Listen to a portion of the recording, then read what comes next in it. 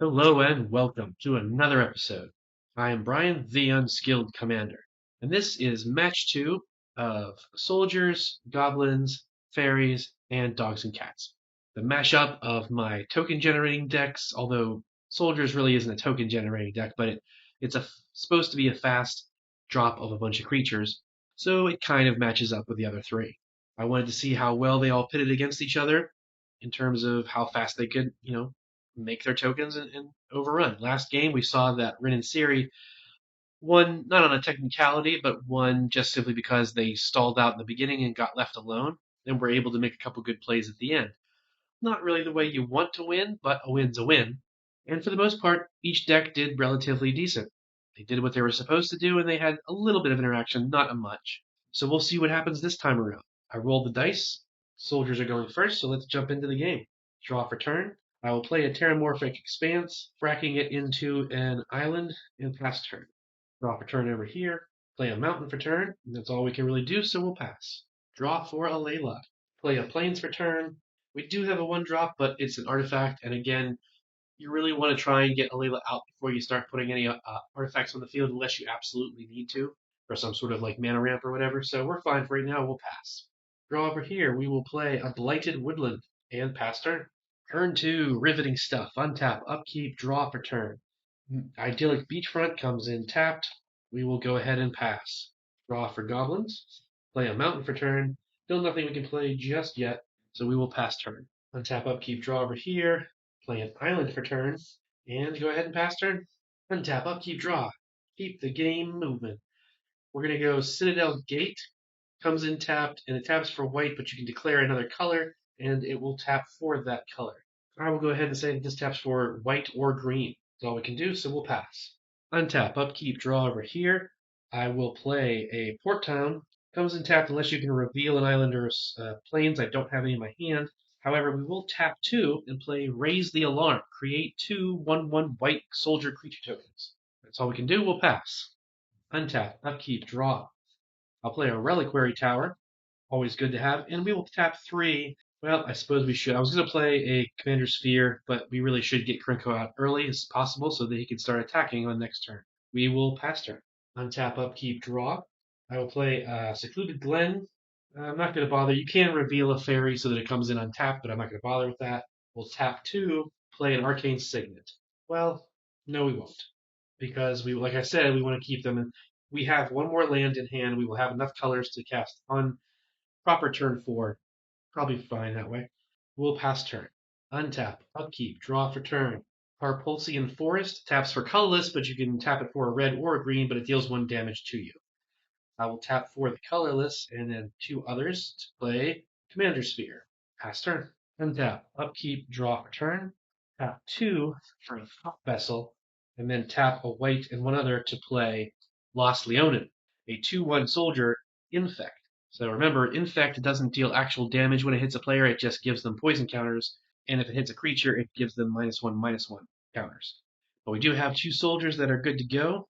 I will send 1 at each of you, just to get some. I could send over here because he's going to be a threat pretty quick, but he would kill one of them and they would only take 1 damage. Might as well leave them up because we want as many soldiers as possible ready for whenever we have Harbin on the field. We're going to go ahead and pass turn. Untap, upkeep, draw. Play another mountain for turn. I will go ahead and tap 3 mana to play Hordling Outburst. Put 3 1/1 red goblin creature tokens onto the battlefield. Mudge last game. Now we will move to combat and swing Franco at you because you won last game. Might as well, right? It's going to get a +1/+1 counter, and then we will make 2 more goblin tokens, putting them up to 5 total, and you will take 2 commander damage. That's all we can do over here, so we will go ahead and pass turn. But that's pretty crazy, getting 5 creatures out like that, tokens automatically. So we untap over here, upkeep, draw. Sunken Hollow comes in tapped unless you control 2 or more basics, which thankfully we do, so we will tap all 4 to play a Layla. Artful for Provocateur. A 2/3 Flying Death Touch Lifelinker. Other creatures with flying get +1/+0, and whenever you cast an artifact or enchantment, you make a 1/1 blue fairy creature token with flying. That is all we can do though, so we will pass turn. Untap over here, upkeep, draw, play a mountain for turn, tapping all 4 to play Rin and Siri inseparable. Say 4/4 whenever you cast a dog spell, you make a 1/1 cat token. Whenever you cast a cat spell, you make a 1/1 dog token. And you can pay red, green, white, and tap Rin and Siri to deal damage equal to dogs and gain life equal to cats. It is very cool, as we saw last game. But that is all we can do right now. Actually, no, yes, that is all we can do right now. So we will go ahead and pass turn. Basically, I could have played that a little better, but I would have had to use the thing that deals 1 damage to me, the land, in order to get 1 extra cast out. Maybe that'll cost us, who knows, but I didn't really want to take the extra damage so early. Even though now is the time you do it, but it's like, meh, whatever. So over here, we untap, upkeep, draw for turn. Not getting the lands we need, unfortunately. So we will go ahead and tap 3 to play Commander Sphere. That gives us 2 mana, but just not enough. Well, it is enough. They're still not the right colors. So in that case, what we'll do is we'll tap the Thought Vessel, and then these two to make Commander Sphere, and then Commander Sphere and the island to play Harbin, Vanguard Aviator. It's a 3/2 flyer. Whenever you attack with 5 or more soldiers, creatures you control get +1/+1 and gain flying until end of turn. We already have 4. All we need is to get 1 more soldier out of the field and swing, and all 5, they all get flying and get buffed. So at this point, unfortunately, I wouldn't suggest attacking because you're really just going to swing some 1/1s. They can get blocked and destroyed anywhere you go, especially goblins. So you might as well leave them up because goblins is probably going to attack. But again, we do want those because the whole point is to get 5 soldiers that are able to attack as quickly as possible so that you can trigger his ability. So we'll just go ahead and pass turn. Untap, upkeep, draw for turn. Play another mountain. Tap 1, 2, 3 for a Commander Sphere over here. And then 2 red to play Goblin Oriflame. It's an enchantment. Attacking creatures you control get +1/+0. That just made goblins a lot more dangerous. So we're going to go ahead and move to combat. We're going to swing Krenko at you, which will trigger his ability and make 3 more goblins. Now, did we want to send these 5 somewhere as well? I think we do. I think we want to send these 5 at you to put the pressure on you. So now that we've done that, this is a 3/4. If Alayla blocks, she will die, but Krenko won't. So we might as well take 1, 2, 3 right now, commander damage. And over here, we'll block 1 of the goblins with the commander, dropping you down to 4, but we'll still take 4 damage. No, that's wrong.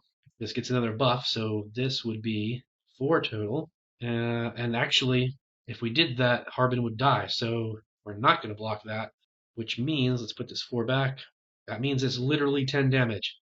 That's not good. I mean, it's great for goblins, it's bad for everybody else. We will go ahead and pass turn. Untap, upkeep, draw for turn. We tap 2 for an Arcane Signet, which means we make a fairy. I will tap Arcane Signet for 1, and then tap these. Actually, hang on. Let's try and do things smartly. I will tap these 2. Man. To play Ethereum Sculptor, which artifact spells you cast cost 1 less to cast. That's far more intelligent. But it is an artifact creature, so we still make that fairy. That now means that the expedition map costs 0, so that makes another fairy. We can tap 1 to play Arcane Signet now. That makes another fairy, so that makes 3 of them. And we can go ahead and tap Arcane Signet in the last mana to cast Icon of Ancestry, declaring fairy, so that makes another fairy. So now fairies get +1/+1. We can pay 3 and tap the icon to look at the top 3 cards of your library, reveal a fairy card from it, put it in your hand, the rest in the bottom in any order. Now let's just go back and make sure we did the math right. We played 2 in order to play the Ethereum Sculptor, which makes everything else cost 1 less. This now costs 0, so we played that. This cost 1, which we did, and then that taps, and this taps for 2, so that, yes. That is a very awesome plan. I'm glad I stopped and looked at my hand as before I really went too far into it. Now we are pretty well poised to deal somewhat with goblins because now we have 4 3/2s versus their 2/2s. They can still block and kill fairies, however, so we do need some more buffing in there. However, they don't have flying, so we're absolutely going to go ahead and swing a 3/4 commander at you and gain 4 life or 3 life. So that helps. Going to go ahead and pass turn. Untap, upkeep, draw. 1, 2, 3, 4. one of them being greens for Guardian Project. Whenever a non-token creature enters the battlefield under your control, if it doesn't have the same name as another creature you control or a creature in your graveyard, you draw a card. I will then tap my last mana for white to play Yashimaru, Ever Faithful. The 1/1, whenever another legendary permanent enters the battlefield under your control, put a counter on Yashimaru. It is a dog, which means we make a cat token, and it is, brand new card, so to speak, for Guardian Project, so we draw a card, which is really important. Still not another land, but we're okay so far. We will pass. Untap, upkeep, draw over here. Oh yeah, that's really good. We're gonna go 1, 2, 3 for Call the Coppercoats. This spell costs 2 more to cast for each target beyond the first. You know what? We will totally copy it for a second instance of it. So we are going to target both of you. I make X11 white human soldier creature tokens, where X is the number of creatures those opponents control. Thanks for ramping, guys. 8, 9, 10, 14, 15. So I make 15 1/1 soldiers. Now, just imagine those bad boys getting +1/+1 and gaining fly. I'm still going to send Harbin at you. So that is 3 commander damage to you. Do I want to send it to you or do I want to send it to you? Yeah, you won last game and you're starting to play things, but this is much scarier. So yes. And of course, unfortunately, the flying won't get through on you. So 1, 2, 3, 4. No, just 3. Sorry, there's no buffs over here. Pass turn. And what's great is we still have a ton of blockers so that now goblins can't get through on us. So we untap. This is now a total of 8. We're going to draw for turn. All right, I'm going to tap 1, 2, 3, 4, 5 to equip. No, wait, sorry, that's so we can't do it all in one. So we're going to tap 5 to play Dragon Wing Glider. It's an equipment. It says for Mirrodin. I believe Ford Mirrodin just makes a 1/1 that this automatically attaches to. So the equipped creature gets +2/+2 and has flying and haste. But it costs 5 to re-equip it to something else, so hopefully we can get it onto Krenko and buff him up for attacks and give him flying. But the cool part is we do have a flyer, and if it dies, the equipment just goes back on the table, so we don't lose that. Unless someone were to blow it up with artifact removal, which every deck should have some. 2, 3. We've got a 3, which will become a 4. However, pretty much everybody can destroy it, so that's where Krenko starts to stall out. Well, wait, so 3, 4 would be 5. So it would be a 5, 6. No, it would be a 5, 5. Sorry, it will be a 5, 5. That's pretty decent, but unfortunately, everyone still can stack block to kill it. But then again, here's the thing, right? If we send it at Rin Siri, the only way they can stack block and kill it is if they use their commander, and it would kill their commander. And I don't know that they really want to do that right now. So I think we'll try and press luck and send it over to you. It will get a counter, making 4. Well, attacking creatures is 5, so it should actually make 5 more goblins. We'll just say that's on a 1/1. We'll put the 5 there. I don't know. I think because they're pretty high, I think they might just take. Well, they already have 2, but 1, 2, 3, 4. We'll take the commander damage. It's risky. It doesn't matter because on attack they make the goblin token, so it doesn't even matter about that. Now swinging all of these as well, we could swing all 8 at them, but everyone else has way more. I guess the smart thing though is because they're the biggest threat now because they're about to get 15 2/2s in the air. We want to try and lower that. So we'll in fact on declaration of attackers send 8 2/1s at you. So I'll definitely block with these. Takes them down to 6 because they're just 2/1s, so the 1/1s will kill them. The point is at this stage, most likely now Fairies isn't as well poised as Goblins is to do the full attack. But both of these putting the pressure on, well, they're flyers anyway, so these soldiers couldn't even stop them. So they will send those in because now with Harbin down, they're completely open in the air, and that's going to be a minimum of 8 damage plus the commander. So we're going to have to block most of these goblins. So we'll block 5 of them, taking this number down to 10, destroying 5 of these, putting this down to 1. So that means 2 damage gets through. But they took out quite a bit of our attackers. So all we can do, we still have 5 goblins on the ground, but they're about to get flying if they get there.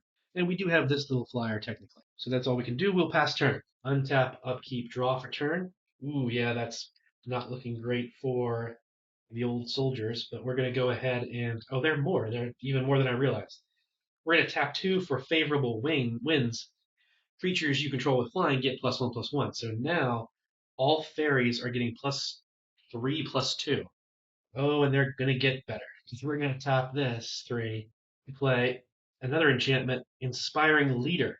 Commander creatures you own have creature tokens you control get +2/+2. So it's I'm not gonna say it's all but over because we've seen that way too many times, but that's really crazy. So now tokens are getting 2, 3, 4, 5. They're getting +5. So that makes these 6/5s or 6/1s basically. Well, the problem is Alayla's buff is a +1/+0, so that throws off the easy math. But it's only going to be one less. So essentially, these are 1, 2, 3, 4, 5, 6/5s. These are 6/5s in the air. We did play 2 enchantments though, so we actually make 2 more fairies. They have summoning sickness, of course, but they're still there. Yes, these 3 cards right here are what's gonna like really Alayla the chance for the game.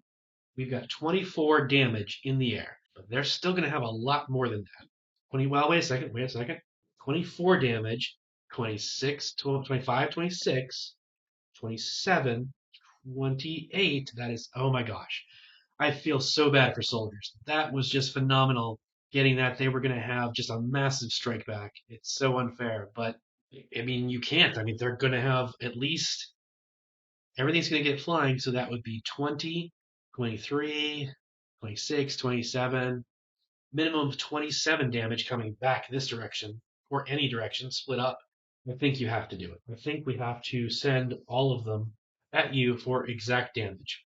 It's pretty early in the game to be taking out one opponent because that does suck because theoretically they're going to start bouncing back and it's going to might take some time. But anyway, as we've said, these are 6/5s. There's 4 of them. That's 24 damage, 25, 26, 27, 28. 28 damage in the air at you. That is your life total. There is no other flyers. You have no open mana, nothing you can instant speed out there. You are done. And 2, 3, 4, we're going to gain 4 life. That was a phenomenal turn for fairies. Nothing, no end steps, so we're going to pass. Untap, upkeep, draw for turn. Once again, regrettably, we're not getting very good land draws in this. I will tap 1, 2, 3 to play Arcbound Tracker, the modular 2, so it comes in with 2 counters on it. We're casting a dog, so we're going to make another cat token. Whenever you cast a spell other than the first spell each turn, your first spell each turn, put a counter on Arcbound Tracker. It's hits Guardian Project, so we draw a card, still not a land, but we will tap for a white and 1 other to play Intangible Virtue. That's going to put a counter over here. Creature tokens you control get +1/+1 and have Vigilance. I don't know if Intangible Virtue is in these 2 decks. It should be if it's not. Well, no, it shouldn't really be in that one, but it should definitely be over here. I'll have to check and see. However, we got no flying. It would be foolish to swing, so we're going to have to sit back and, just like last game, wait and see if we can squeak out a win at the end. I don't think so, but we'll try. Fast turn. This is all not there. So we come over here, untap, upkeep, draw for turn. We've got 6 goblins.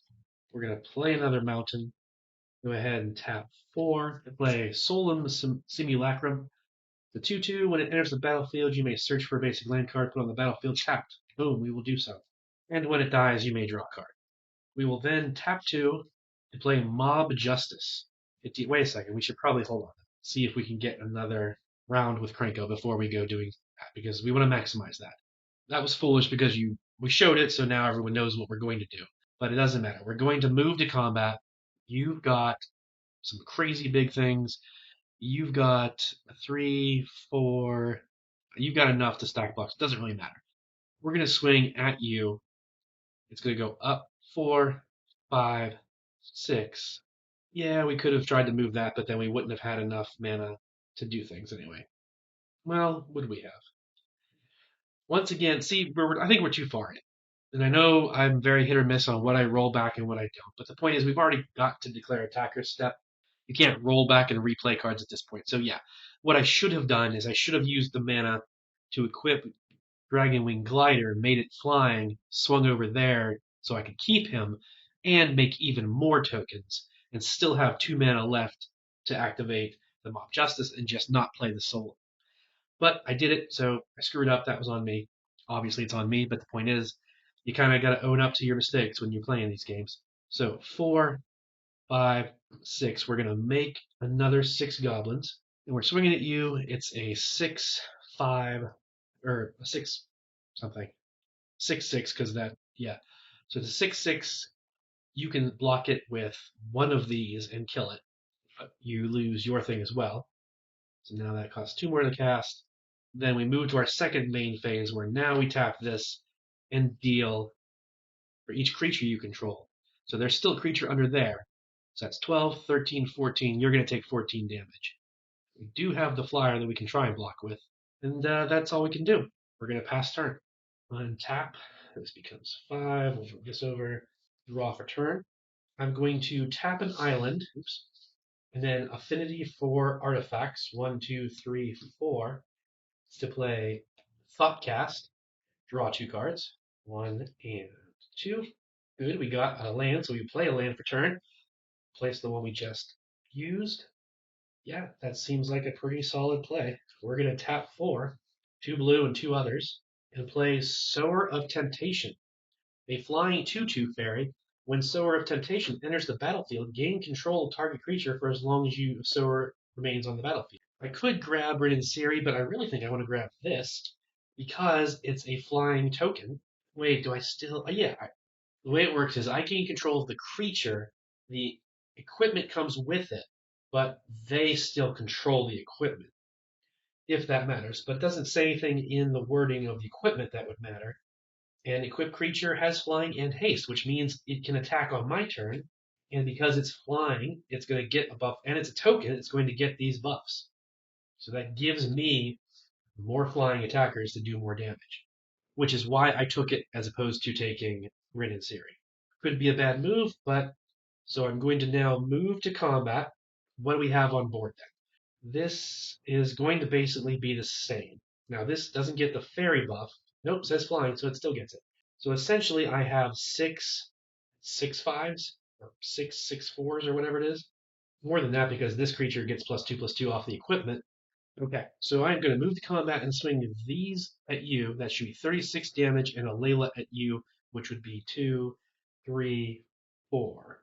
But it's lifelink. 2, 3, 4. You're going to take 1, 2, 3, 4. And then, yeah, you're down to -2. Abouche. Well fought, Goblins, but not enough. So see right there, we've seen 2 games in a row where Goblins has lost first. Well, not lost first, but lost. Now, is that because everyone attacks Goblins because they're dangerous? Possibly, but at the same time, when they made these 3 went crazy again. Clearly, out of them, Rin and Siri may very well be the weakest because it's taking too long to get going. And I could have technically sped up a Layla in terms of getting her out if I'd have played the Arcane Signet and Expedition map on turns 1 and 2. I would have just lost the fairies that those would have created when they came in. So it's a balance, but I could have gotten her out and done commander damage a little earlier and got lifelink. So perhaps that's where I should play it from now on, just getting her out no matter what, and then worrying about dropping artifacts. But we'll see. Point being, I didn't really feel that Goblins was always needed. Like they were the big threat. Everybody went off relatively quickly in a big way. But you just can't get that out of people's heads. There's, like I said before, certain things. Might have said it last game, but mill, infect, goblins, elves. The second you sit down with them, everyone just targets you immediately, regardless of how well you play the game, regardless of how well your deck is made. They just assume you made a near CEDH deck, which is competitive.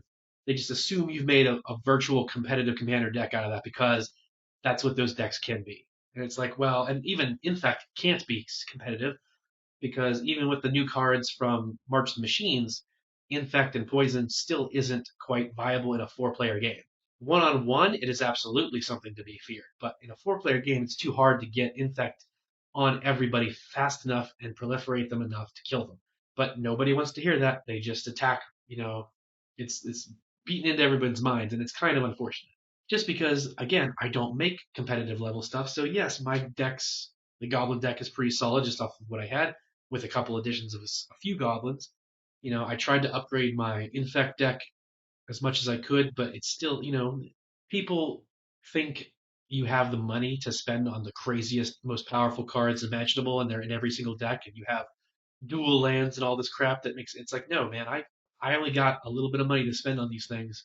They're not going to be as crazy as you think they are, but nobody wants to hear that because too many people try and say that falsely. It's like, oh, this is just a 7. It's not that bad, knowing full well it's tweaked really, really high. They just want to curb stomp people, and it's like, that's a whole other argument for what you got to deal with sometimes, only sometimes in Magic across the different game stores and different events where you find those people that try and underplay their decks because they want to just wreck the table and feel all powerful. But whatever, we won't get into that. That was a really healthy hit. You took the damage. We'll pass turn. Untap, upkeep, draw for turn.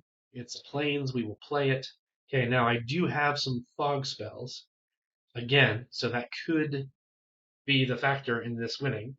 All right, so I'm definitely going to tap these two for a green and one other for return to nature, destroy target enchantment. We're totally getting rid of inspiring leader, so that drastically helps. Oh, this goes away because they're dead, so I don't have that anymore. I will then. What do you got? 1, 2, 3, 4, 5, 6. That's enough to do it. So we'll have to wait. Yeah, everything we have is reactionary, so regrettably, you have 2 creatures left. A 2/2 flyer, which is getting buffs, and then the artifact guy on the ground. Again, not any point in trying to get through. So we're going to have to go ahead and pass turn. Untap, upkeep, draw for turn. We will tap 4 to play Thran Dynamo, making a fairy, and we will tap Thran Dynamo for Hierophant's Chalice, which makes another fairy. When it enters the battlefield, target opponent loses 1 life and you gain 1 life. Then you can tap it to add colorless. I think I'll go ahead and tap both of these to finally sacrifice Expedition Map to get a basic land, reveal it, put it into my hand. Then get a basic swamp, put it into my hand, and then play it for turn. Because I didn't play a land this turn, I believe. Right, because I drew Hierophant's Chalice. Unnecessary organization of the battlefield, because people are like that. Okay, well, even with that gone, we still have 1, 2, 3, 4. There are 4 threes or something like that in the air, and there's 5 of them, so that's 20 damage. And then we have our commander, which would be another 20 or another 3 damage. Oh, actually, this is a flyer as well. So yeah, we got quite a bit of damage lined up.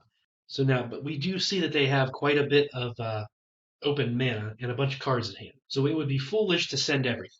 I mean, I do know what they have in their hand, obviously, but just from a strategy point of view, you got to be aware of that. You need to make sure that you're looking at the tapped mana, what the colors are. If someone has untapped blue mana, you definitely got to be careful what you're casting and what you're playing.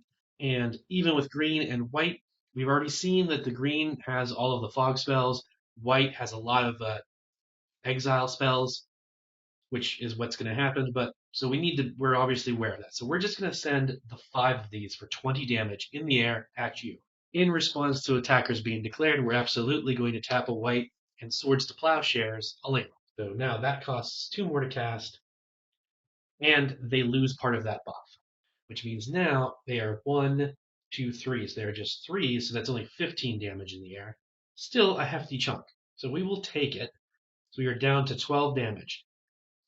They still have quite a few blockers up now, and some of them in the air. But that's all we can do. We'll pass. Untap over here, upkeep, draw for turn.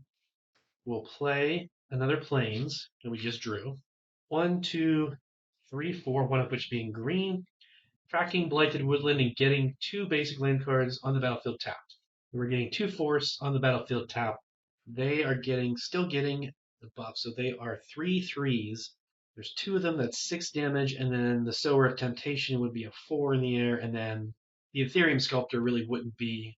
Oh, and that's true. I actually should have extra mana up because things cost less. So this, well, we'll say the one that taps for either.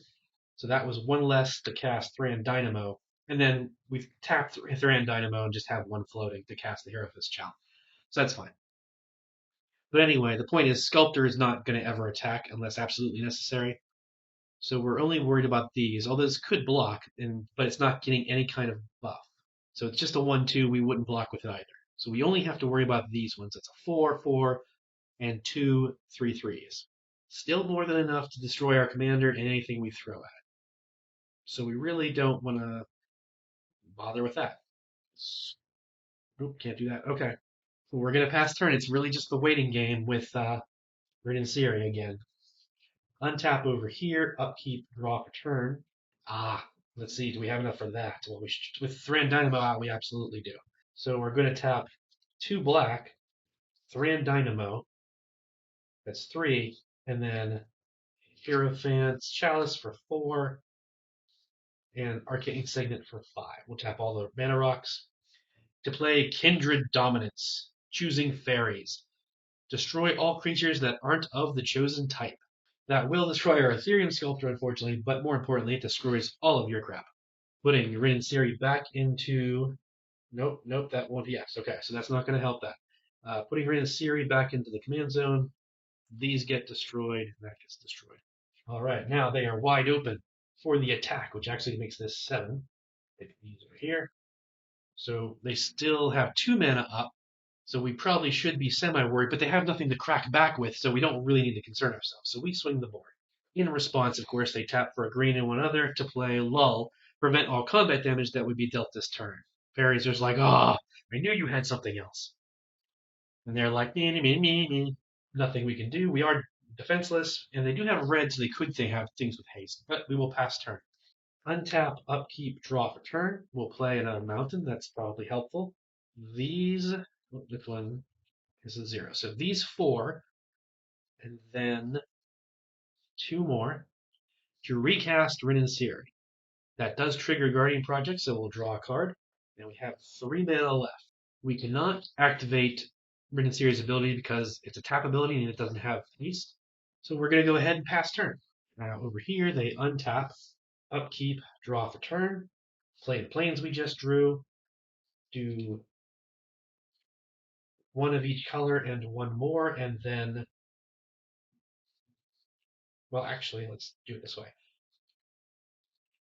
1 of each color, and then Thran Dynamo, which covers the 3 necessary colorless to recast Alayla. Now they're getting the buff again.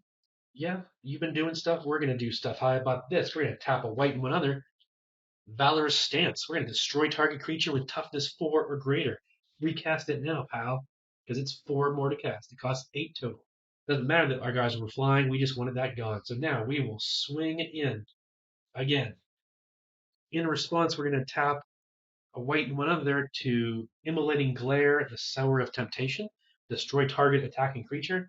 But I don't believe that's enough, because we now have 7, 1, 2, 3, 4s. That is 28 damage. You have 12. Boom. Kaboosh. -16. There you go. Alayla is your winner of match 2. Very pleased with how Alayla went. That was really good. Everybody did pretty well, except again, Rin and Siri, very slow. Gonna have to try and do something. I'm not even sure really what to do to tweak that. I guess try and get more card draw, of course, because that's a standard in all of my decks. They need more card draw. But how would you recommend making Rin and Siri function better and faster? Because the rest of them did pretty well with both speed and number of creatures on the field. Now, of course, Rin and Siri did have good interactions. They're the ones that had all of the tap and destroying target creature, destroying this, destroying that. And Alayla had some good ones too with that, one-sided board wipe. But I hope you enjoyed the episode. Hope you saw some cool cards you want to try, and I will see you next time.